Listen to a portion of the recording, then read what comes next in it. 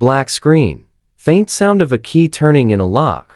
On screen. A residential street in an ordinary city. Then, a hospital entrance. Then, pension fund office building. Your home. Your hospital. Your retirement. Three things you assume belong to you.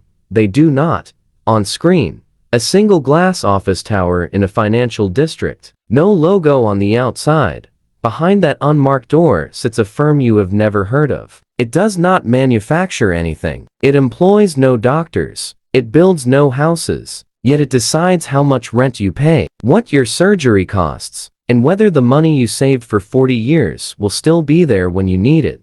This is not a conspiracy. It is a business model, and it has quietly become the most powerful institution in your city. On screen, news headlines flash rising rents, hospital closures, pension crises. Each headline appears separately, then fades. Over the past decade, the cost of living has outpaced wages in nearly every major economy. Housing has become unaffordable in cities where you grew up. Hospitals have closed in neighborhoods that need them most. Pension funds once considered untouchable have been restructured, reduced, or raided. The public narrative blames inflation. It blames government policy. It blames market forces. But market forces do not make decisions. People do. And the people making these decisions do not work for the government. They do not work for you. They work for a small collection of firms known as private equity. On screen, black and white footage of 1980 seconds Wall Street. Then, gradual shift to modern glass towers. Private equity is not new. In the 1980s, these firms were known as leveraged buyout shops. They borrowed enormous sums, bought companies, stripped costs, and sold the pieces. The model was aggressive, visible, and controversial.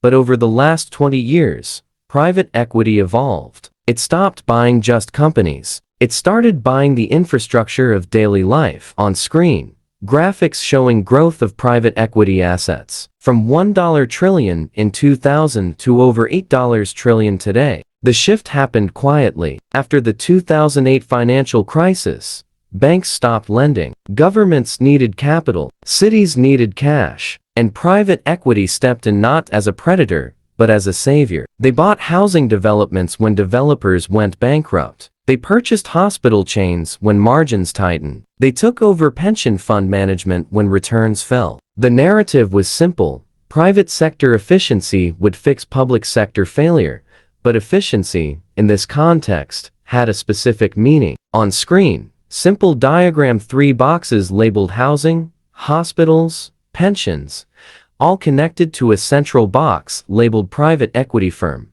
Let us walk through the mechanics. Step 1. A private equity firm raises a fund. The money comes from institutional investors, pension funds, university endowments, insurance companies. In other words, your money, aggregated. Step 2. The firm identifies an asset class, rental housing, for example. They acquire properties in bulk, often using borrowed money to multiply their purchasing power. Step 3. Once acquired, they implement what is called value creation. In housing, this means raising rents to market rate or above. In hospitals, this means consolidating departments, cutting staff, outsourcing services. In pension funds, this means shifting investments into higher yield and higher risk assets. Step 4. After 5 to 7 years, the firm sells the assets. If the strategy worked, they return the original investment plus profit to their investors. They also take a significant share of the gains, typically 20% of the profits. On screen, graphic showing the 2 and 20 fee structure, 2% management fee, 20% of profits. This structure creates a powerful incentive. The firm does not need the asset to succeed indefinitely. It needs the asset to increase in value during the holding period. The long-term stability of a hospital, a housing market, or a pension fund is not the primary objective. The primary objective is the exit. On screen, a scale. On one side, tenant stability, patient care, retirement security. On the other side, internal rate of return.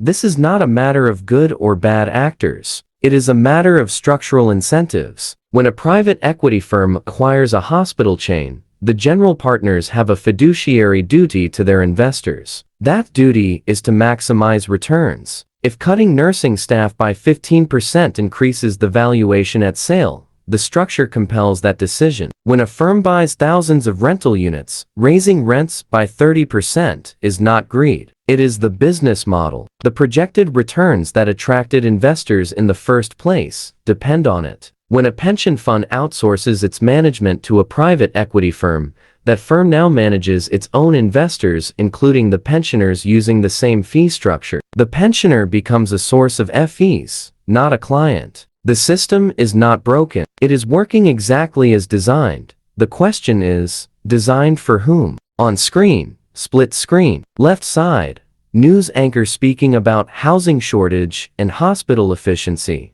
Right side, private equity executive at a conference, smiling. The public narrative tells you housing is expensive because there is not enough supply. The structural reality is that a handful of firms now own a majority of rental properties in several major cities, and their model depends on keeping rents high. The public narrative tells you hospitals are closing because of rising costs and changing demographics. The structural reality is that private equity-owned hospitals are more likely to close than non-profit or public hospitals, not because they are unprofitable, but because they are not profitable. The public narrative tells you pension funds are underfunded because of poor market performance. The structural reality is that pension funds are paying billions annually in fees to private equity firms, fees that could have remained in the fund for beneficiaries. On screen, graph showing fee leakage from pension funds to private equity over time. These narratives are not lies. They are incomplete. They describe symptoms while obscuring the structure that produces them. On screen, a city skyline, then a hospital corridor, then an elderly person walking alone.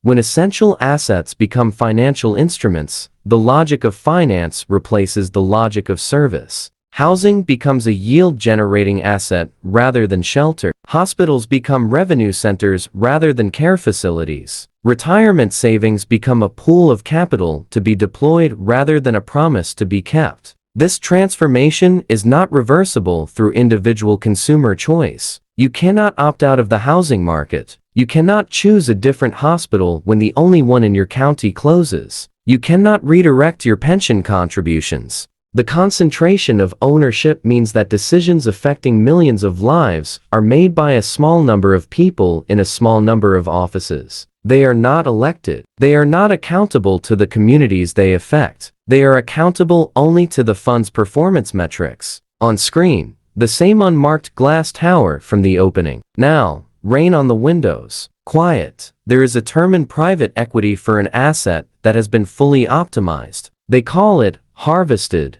Your home, your hospital, your retirement. At what point does harvesting become something else? And when the harvest is complete, what remains for the rest of us?